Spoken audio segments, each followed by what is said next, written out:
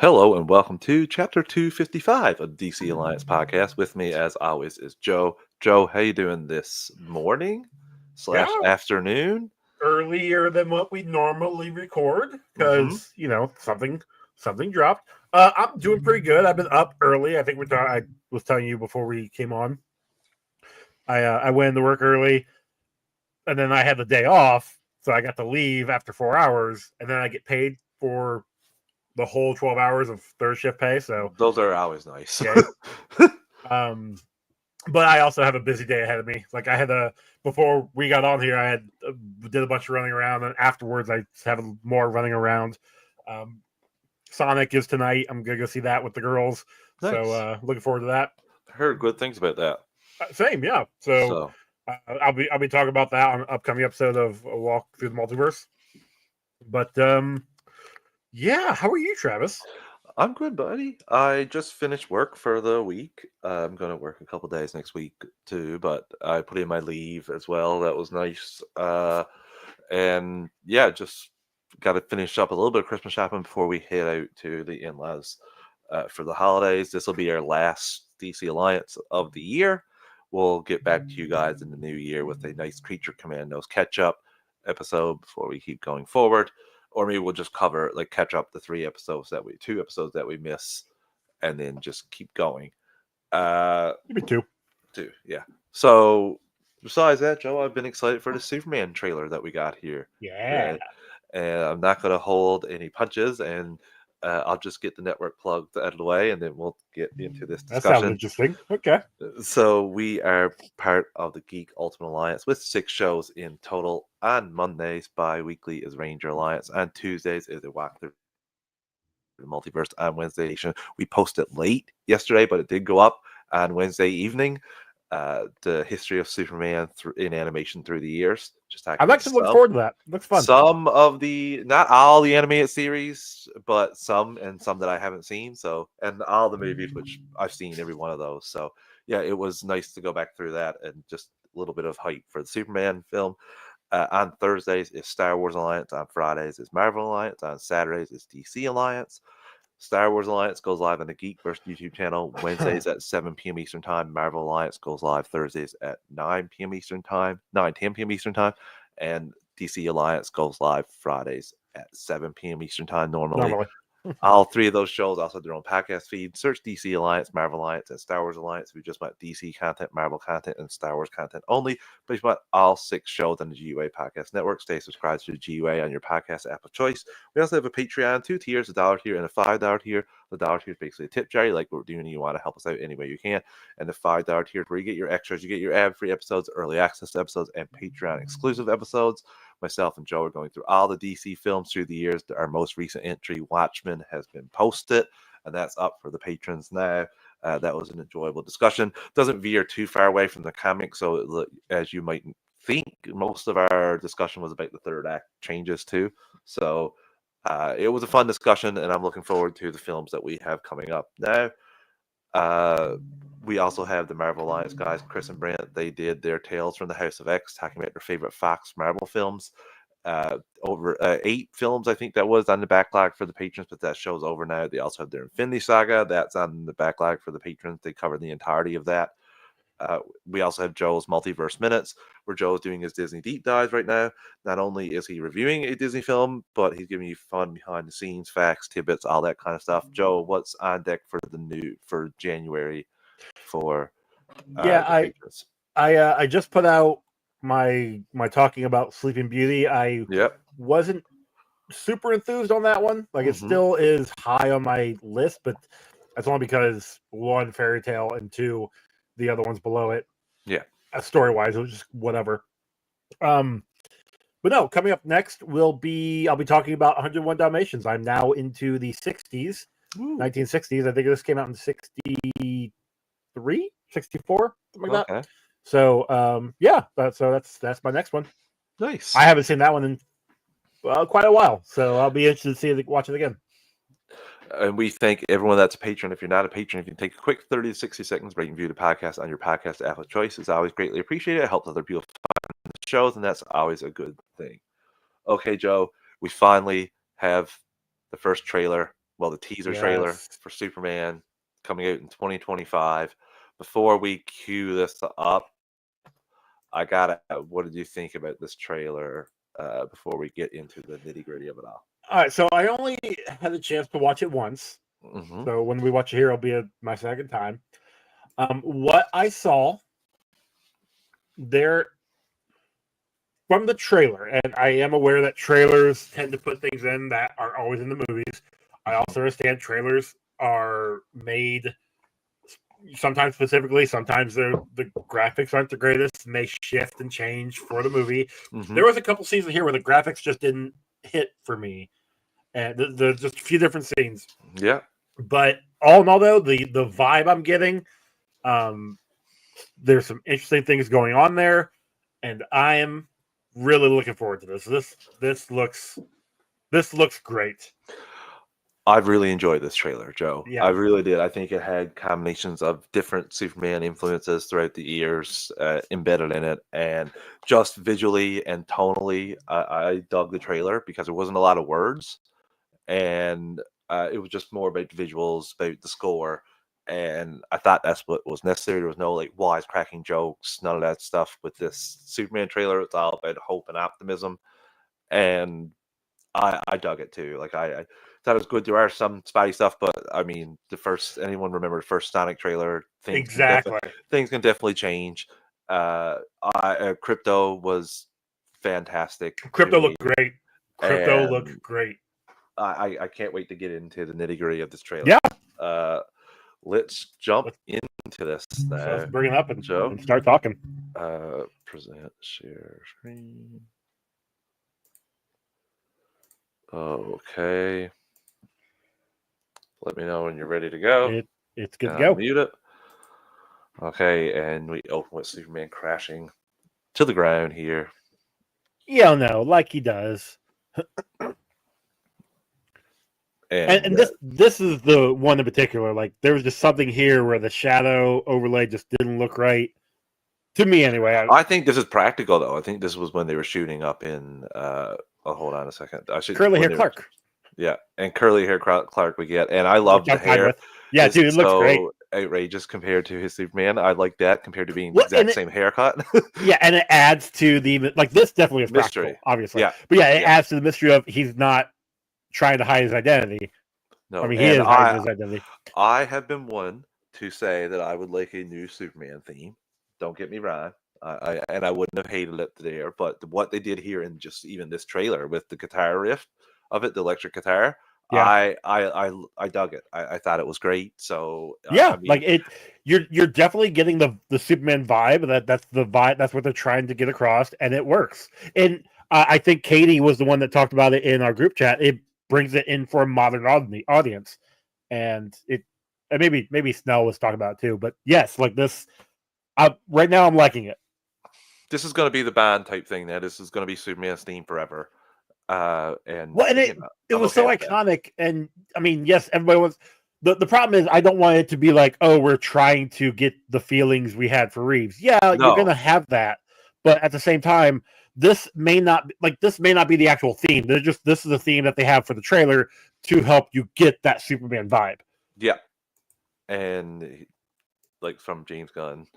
And like that's why I joked about with slow title cards. We have Daily Planet here, and I love Lois. Lois looks great, fantastic, and just even looking at Clark, I do think she's successful. I think she's going to find out in this film that he. Oh well, yeah, 100%. Because there's two scenes in particular that we'll point to.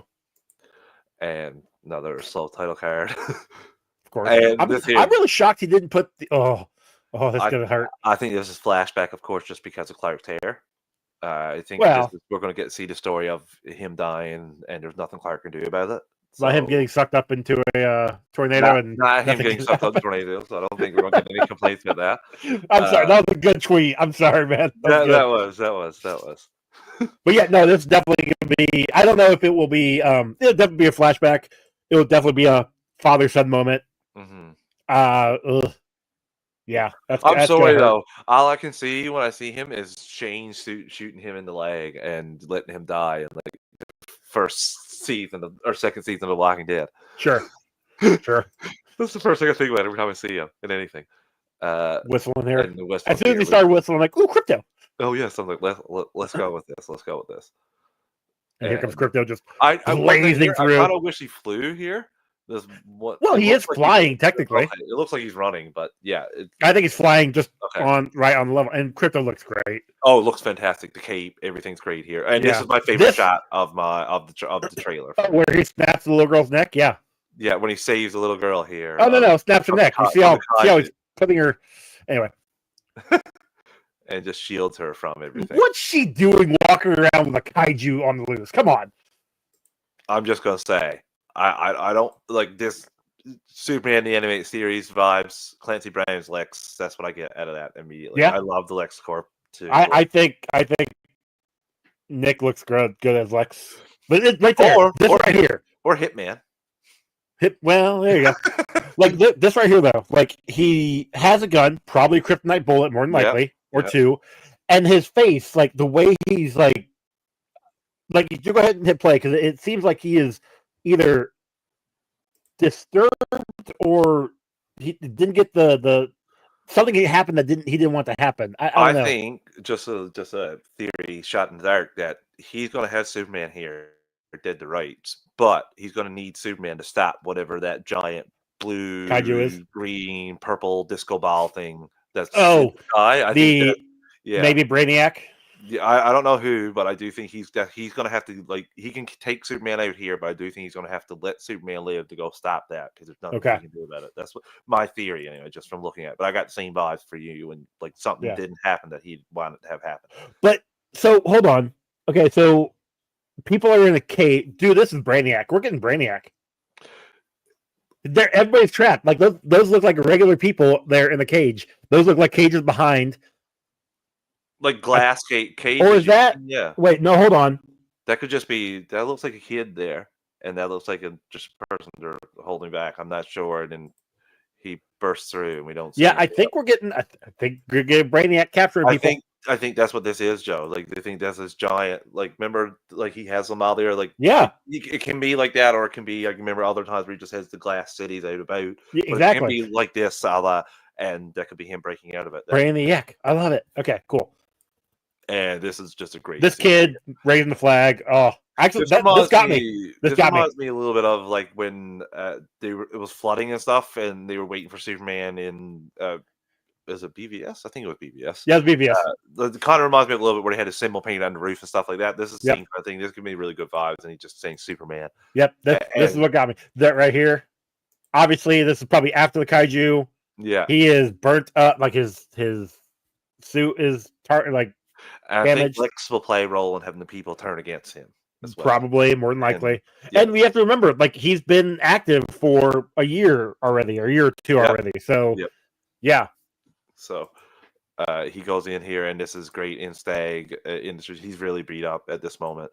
Mm-hmm. And Guy Gardner's here, and we Guy Green Lantern powers. Dumb haircut. Yeah. I love it. And just closes the door. We got Hot Girl here. We also had Miss Terrific behind Guy there a second ago. And Hawk Girl in the previous scene. But yes, Hawk Girl looks great here. Can't wait to see her in action. Superman versus the kaiju. And this is what I like. So that's Clark. Yeah. I mean, that's Superman right there. Next thing is Clark and her making out. But like, what is that in the background? That is my. I mean, is it blasting or is it sucking up? Rewind real quick. Okay. It looks like it's blasting. Okay, so that could be multiple different things. I've tried Emerald Eye pops into mind. That she is a 31st century villain. So we gotta say it's Brainiac. I mean, it's definitely Brainiac. Yeah. But like, and this is a separate scene where they're kissing. That's probably costume underneath. So this is probably him showing who he is. Helix dying because it's in the fortress. Yeah. Poor Helix. Although AI's bad. Metamorpho. Here you can see looks so good. Two colors, the pink and the yellow. Well, the face too. Like well, I saw some people saying like it might be Ultraman, like just like decay. No. And I'm like, No, come on. you got Purple there in Crystal. You got Brown Rock. You have his faces, which has like the air elements around. It's Metamorpho. Come on. It's perfect. It's perfect. Looks great. And yeah, we have Building File here and Luthor. And Crypto bringing them back. Crypto. Our first shot of Ultraman. Which, is that Ultraman? Yeah. Right, I was wondering. I couldn't really get a quick. Right there. Wait, that's not Ultraman. That's you just punched through. Same person that goes into him. Rewind. Right. Watch. If Crypto's bringing them to the fortress, that's him. They're punching through. Okay. And then that's the same guy right there who's holding him. Right there. All right. Got his stuff on, and then we get T Spheres putting up. And I read a tweet that these are LexCorp. Well, the green and the purple makes sense. Yeah. Yeah. Oh, nice. Yeah, and I can't wait to see his suit. This is going to be made of oh goddamn, we're going to get to see Lex's super suit in all its glory, and we get the iconic Lois and Clark standing above kissing. You see that final shot right there. Superman flying through flames and going up in the air, and then them holding hands as he's about to go off to fight whatever the hell is going on there. Brainiac, not Brainiac. July 11th. And no, one of the things I was quite happy about, Joe, no, there is no, because I don't think not that I don't want it. Like the next trailer could have it completely fine. I'd be fine with it. But there was no joke at the end of that trailer, which was nice because you didn't need it for that tone of that trailer. Yeah, you're setting up. Don't get me wrong. Like what MCU does. There's going to be humor in this too. It's going to be fun. Yeah. Of course. But MCU has set a precedent in the way that they do their stuff. They put out an action trailer and there's a joke stinger at the end, and that's fine. That works. If they have it on the next one, I'm not gonna be upset. This first trailer definitely. I mean, I was already on board to go see this. Obviously, we were for the show, but I'm a Superman fan right there. Mm-hmm. It's gonna be one of those things where jokes are gonna be. I'll be fine with jokes. The trailer looks awesome. I can't wait for the next one. I can't wait for the movie. This is where we're finally marching towards the movie, Joe. And 6 months away. I love this trailer. Obviously, there's going to be work to do a little bit on the CGI, VFX side of things. But again, I thought this was great. The tone was great, and like I said, I'm fine with jokes. Like if you show me in another trailer where the Daily Planet they're laughing about and making some jokes, and Steve Lombard's being a dick and stuff, and then you have a jokes there at the end of that trailer, that's fine and dandy. I'm just saying they really set it up with the tone of this one, to keep it no words from basically anybody, only Superman, I think, in this whole trailer. Telling Crypto to take him home. That's the only thing in this whole trailer. So I thought it was great. They just overscored it. Just bravo. I must say. There's a little bit of news I got from James Gunn interviews, but before we do that, let's take our first ad break of the evening. Listeners, we're an ad-supported network. We don't pick the ads or the volume. I'm going to give you a quick 3 count to adjust your volume, and we'll be right back in 3, 2, 1.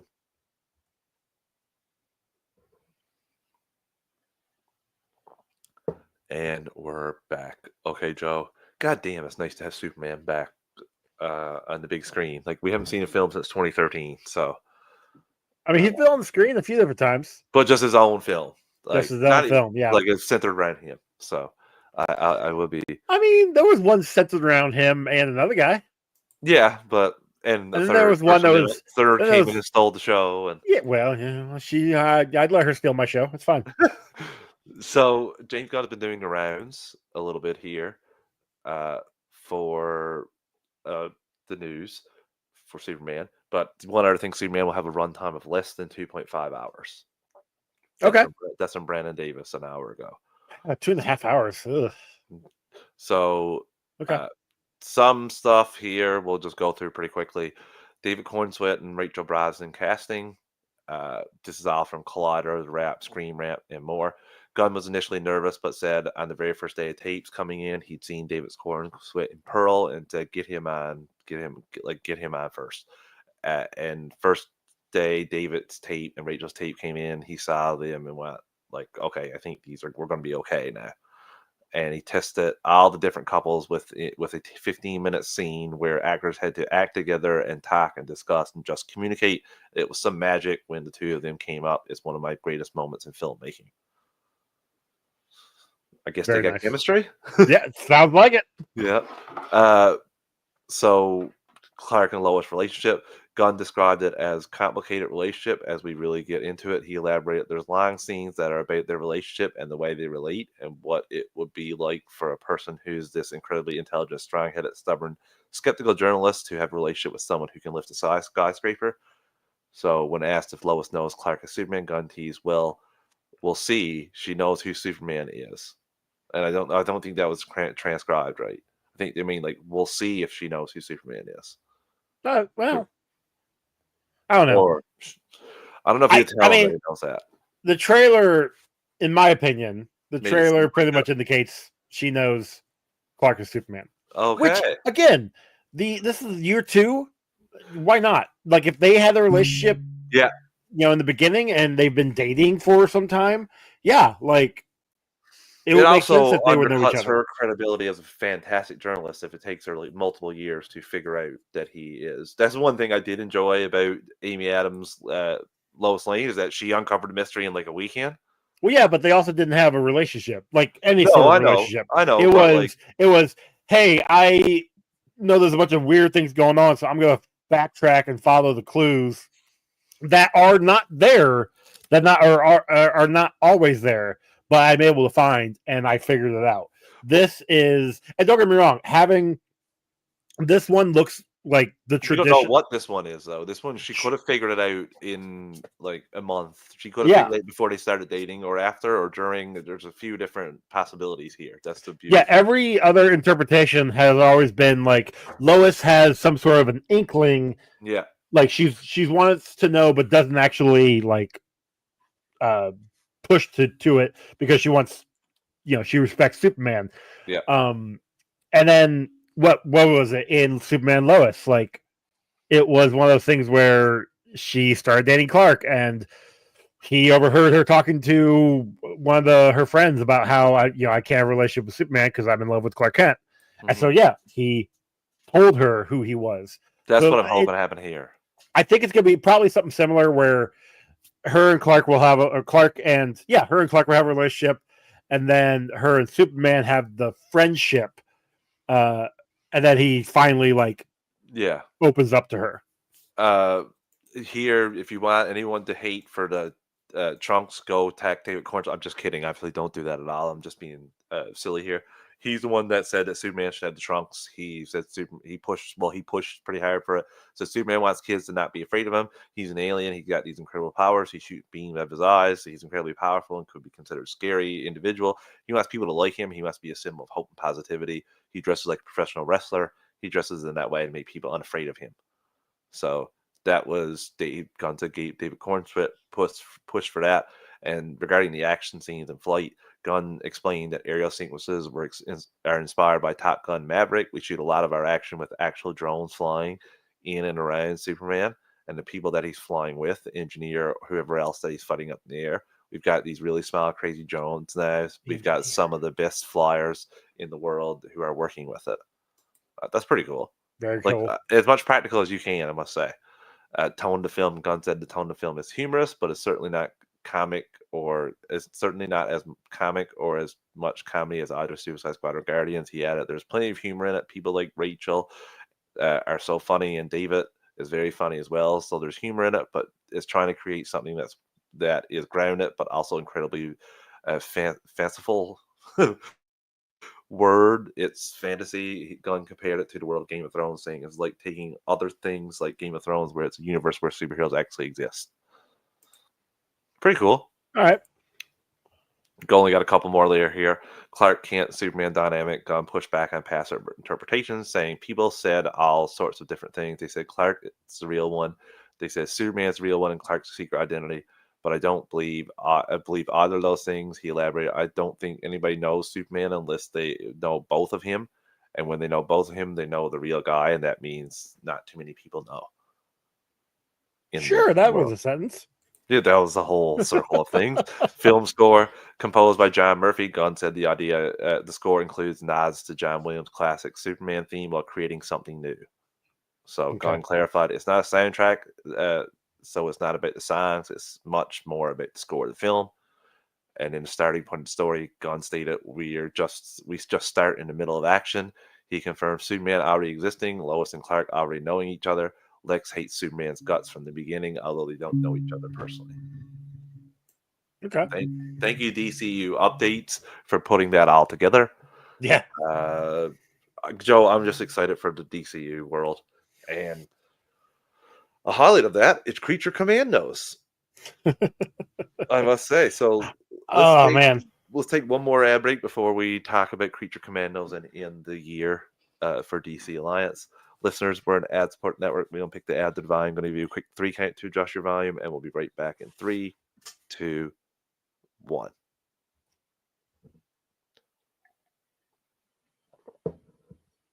And we're back. Okay, Joe. We got another episode of Creature Commandos. We both have watched that. This came out today. And man, oh man, those last few minutes of that episode are very punch in the stomach. I'm not surprised from James Gunn. I've got a feeling. So, spoiler warning. Well, okay. So, I guess I won't do spoilers just yet. This episode, yeah, no, you're not wrong. This episode was definitely action wise, not a lot. Like there's some, but not like the last couple episodes have been. But still a good episode. It moves the plot forward, and we are getting the dynamic of the characters with each other. Yeah. Spoilers. This episode makes me think that Weasel is actually cognitively aware of everything. Oh yeah, 100%. And he's just acting dumb. Yeah. So. Yeah, I agree with that. Also, we do get John Economos in this one, and his white underneath his mouth makes his face look like a, I don't know, pyramid or something. It makes his face look very, very like long. Just it was just something I noticed, and it just got really. It kind of threw me off for first couple minutes, but anywho.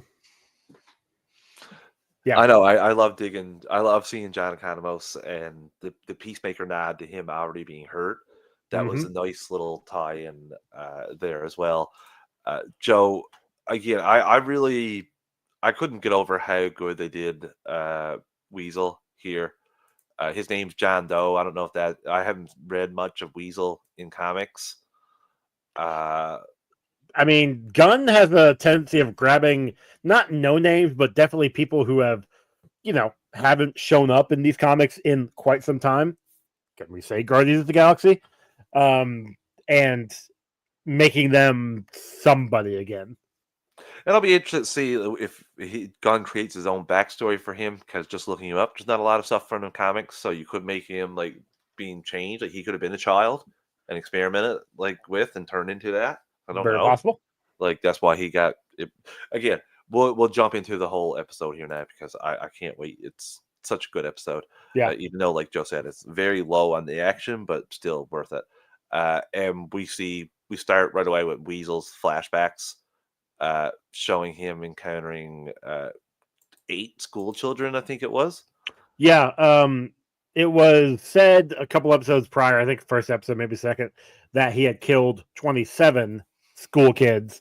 And then when Weasel's lawyer shows up, basically yelling at Rick Flag, Rick even brings that up, and she corrects him, saying it was 8 and it was allegedly or whatever. He's like, he was convicted. Pretty sure it's not a legend until we get the backstory. Yes, and we'll just talk about the whole backstory of Weasel first, and then go on forward about the rest of the episode. So he, like I said, encountered 8 children, and he's playing with them. It's really cute and fun. An old man sees them, however, and takes off to go call the cops. And he's still playing with them. They're inside playing. They're unsupervised. They get into shenanigans, as kids tend to do. And accidents roll, and one kid accidentally lights a match and catches a bunch of stuff on fire. And at the same time, it was actually like one of those, I'm going to say, a comedy of errors, because the one child, she ends up finding a box of matches Because why not? They're in the basement It's all of of that the stuff school. it's all that guy's stuff who took off to call the cops. What? Oh, yeah. It would make sense that Yeah, he'd be the yeah. groundskeeper. So Okay. he left all that stuff. He would Yeah. lift liquor, So, all that unsupervised. well, but that was in the basement. While they're in the classroom, they Yeah. open up one of the drawers and they find their scores and Yeah. then a bottle of liquor Yeah. that one of the teachers just had in their desk. First off, that teacher needs to be fired. No way you should have liquor in the school of children unless you're giving them shots. But on top of that, like, yeah, like these kids are down the basement. They're playing with Weasel. They have a ball that they're throwing around. He's chasing. And the one is trying to light the match. And the other one is taking the bottle of liquor and using it as a bat, as a third is throwing, scraps of paper all balled up at him. What ends up, something happens, he gets smacked in the head with the paper.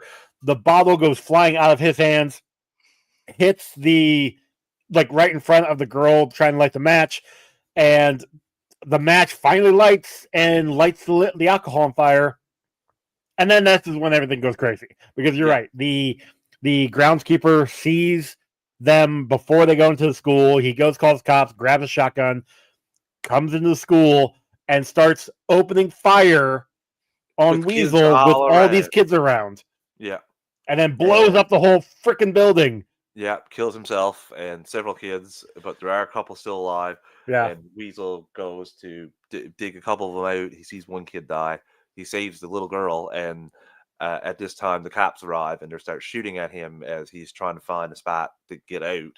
Every time he turns a corner, there's more, and they're shooting at him. He gets hit several times. Yep. And ultimately, like, he goes for the last spot, and they hit him several times. He goes down, loses the little girl, and then they dive on him instead of going to the girl. Right? Who is still alive at this time, trying to reach out. And all the building falls on her and kills her. And Weasel's devastated, and then he is captured, and like we said, he's thrown into Belle Reve, and he didn't deserve to do it all.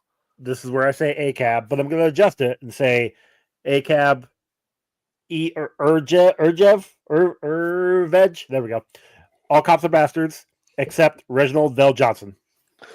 Revenge. It sucks for Weasel. I hope that he eventually gets out of Belle Reve or just is able to take off on his own, because that's rough. I hope that at the end, these creature commandos, he gets away. I hope that he's not able to. He definitely needs justice. Yeah. But I don't think Waller's going to let him go so soon. No, I hope that Waller, by the end of this series, Waller is no longer controlling Task Force M. Anything, even working for Argus. And I hope that Rick Flag is in charge, and but then I don't know if he'll let him go though. I think he's very good. I think he's going to learn the difference. And I don't know. He's already shown to be a big softy here, Joe.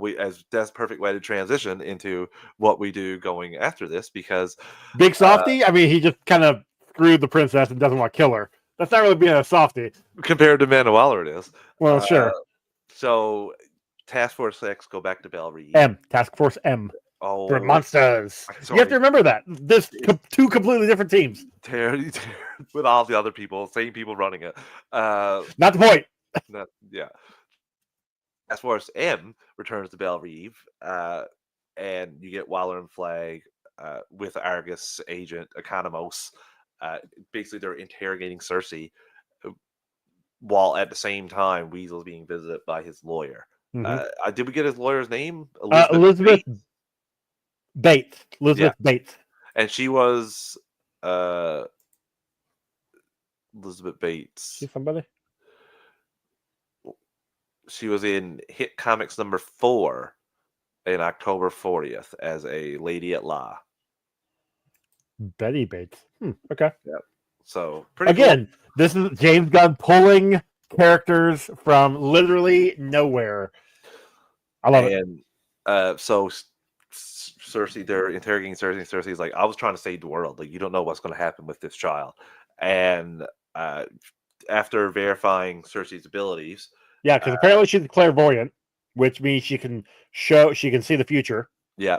And they bring in a lead scientist who studied Themyscira, Yeah. And Rick Flag's like, they've never been here in at all. So Cersei shows Amanda Waller the vision, and it's the princess with Gorilla Grodd basically destroying everything, Yep.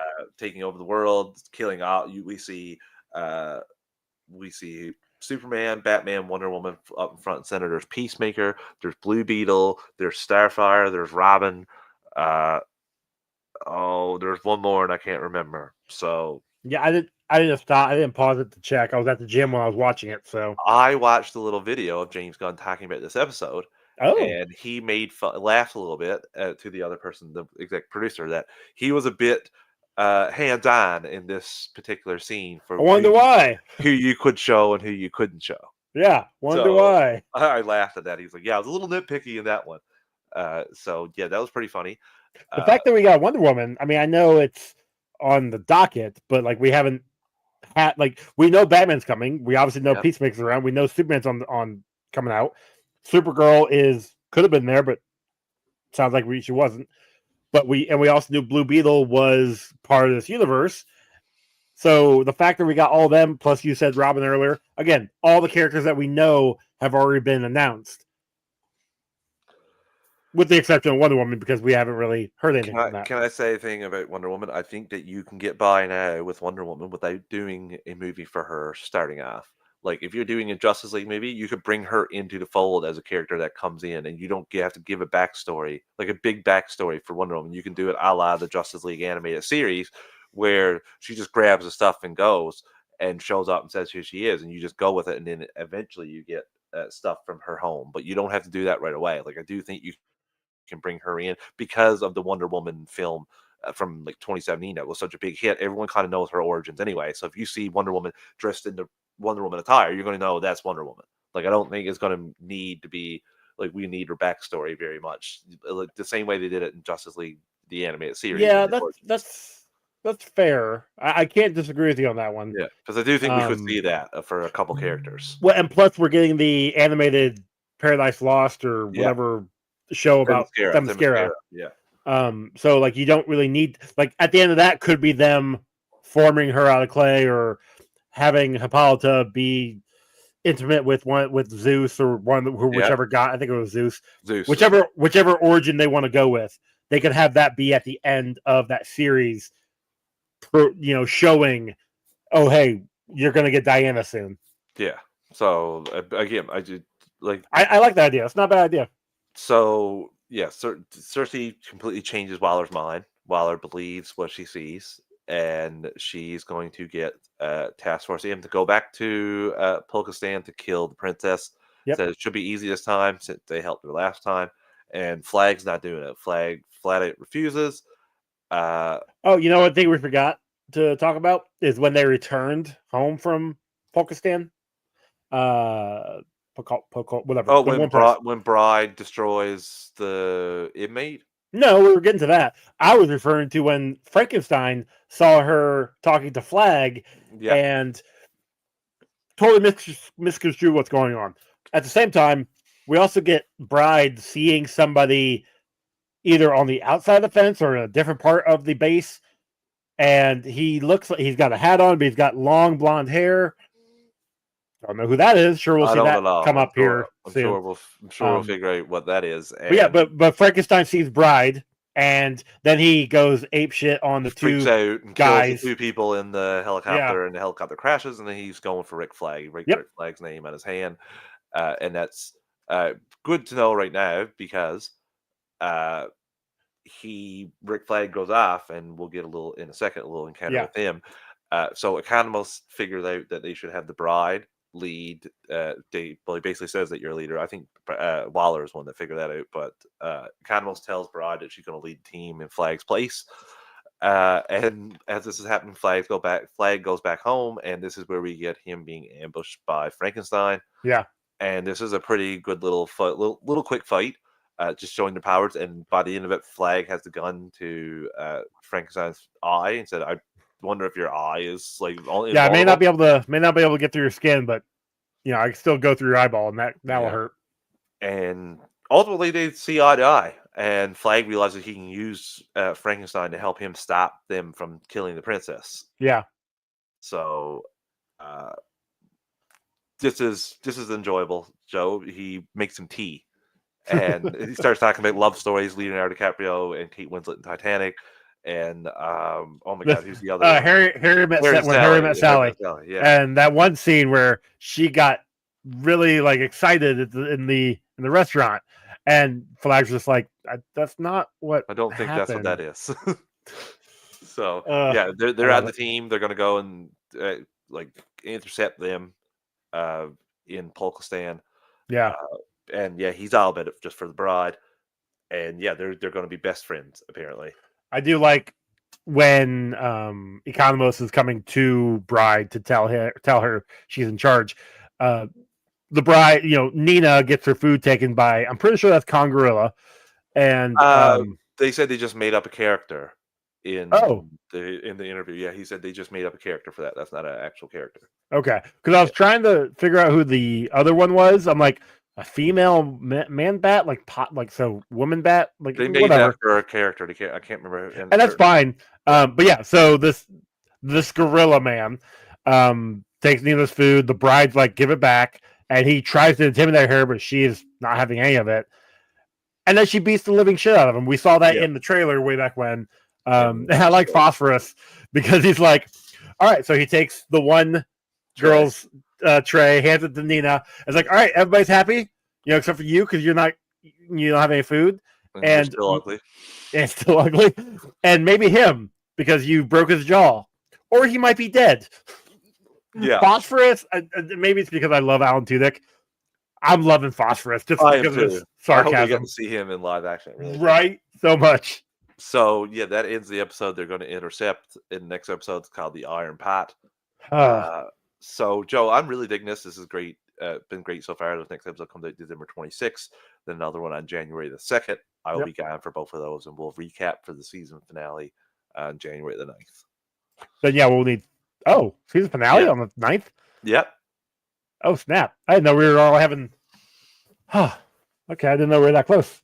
Yeah, I know. I didn't either. Man, that sucks. But we got a Superman film. There's going to be so much news coming out of it. That trailer was so good. It just got me re-energized for DC. Hopefully, it's fun times ahead, Joe. I'm looking forward to it. Well, look up, I guess. In the way, up in the way. Until next, we'll see you guys in a couple weeks. Enjoy your holiday season. Yes. Be safe, everyone out there. Yes. Don't drink too much on New Year's. Cheers.